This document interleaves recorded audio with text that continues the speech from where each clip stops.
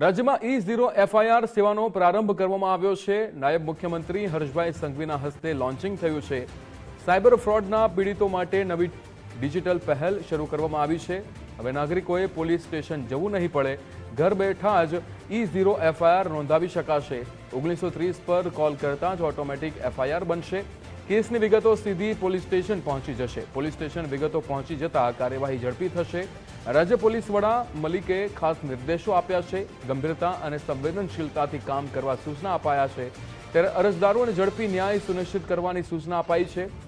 I4Cના સંકલનથી નવી વ્યવસ્થા અમલમાં મુકાઈ છે। આઈજીપી બિપિન આહિરે પણ સિસ્ટમ અંગે વિગતો આપી હતી।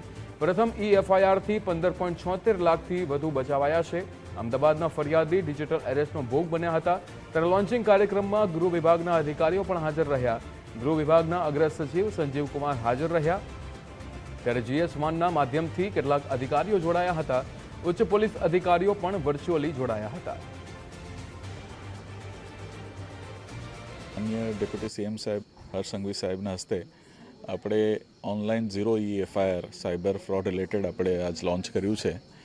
એમાં જેમના સાથે હવે સાયબર ફ્રોડ થાય છે અને એમાં ઘણી મોટી મોટી રકમોનો આપણા પાસે કમ્પ્લેન્ટ આવે છે 1930 હેલ્પલાઇન પર। અને આપણા સેન્ટ્રલ ગવર્મેન્ટમાં MHA થ્રુ I4C પણ એના ઉપર કાર્યરત કરે છે અને એમના સંકલનમાં રહીને આજે આ ઓનલાઈન FIRનો લોન્ચિંગ થયું છે।